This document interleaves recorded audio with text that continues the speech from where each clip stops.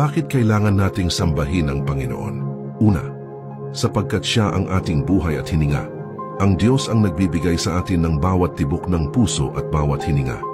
Kung wala Siya, wala tayong kakayahang mabuhay o magpatuloy. Ang ating pagsamba ay pagkilala na Siya ang pinagmumula ng lahat ng bagay na mahalaga sa atin. Mula sa ating lakas hanggang sa ating pag-asa, sapagkat sa Kanya tayo'y nabubuhay, kumikilos, at nabubuhay.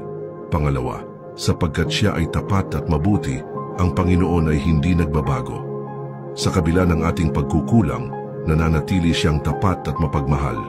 Ang pagsamba ay tugon sa Kanyang kabutihan at katapatan na walang kapantay. Purihin ang Panginoon sapagkat Siya ay mabuti. Ang Kanyang wagas na pag-ibig ay walang hanggan. Pangatlo, sapagkat Siya ang ating tagapagligtas. Sa pamamagitan ni Hesukristo, iniligtas tayo ng Diyos mula sa kapahamakan ng kasalanan.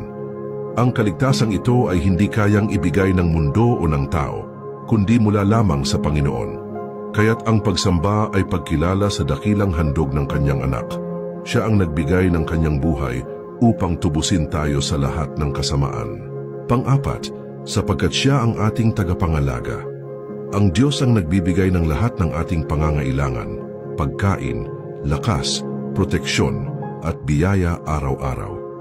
Ang pagsamba ay pagkilala na lahat ng bagay na tinatamasa natin ay galing sa Kanya at hindi sa ating sariling kakayahan. Ang aking Diyos ang Siyang magbibigay ng lahat ng inyong kailangan ayon sa Kanyang masaganang kayamanan kay Kristo Jesus. Panglima, sapagkat Siya ang hari magpakailanman, ang Diyos ang may hawak ng lahat ng kapangyarihan sa langit at lupa. Siya ang tunay na hari na naghahari noon, ngayon, at magpakailanman. Ang pagsamba ay pagyukod sa Kanyang pamamahala at kapangyarihan. Sa Kanya ang kapangyarihan at ang kaharian at ang kaluwalhatian magpakailanman.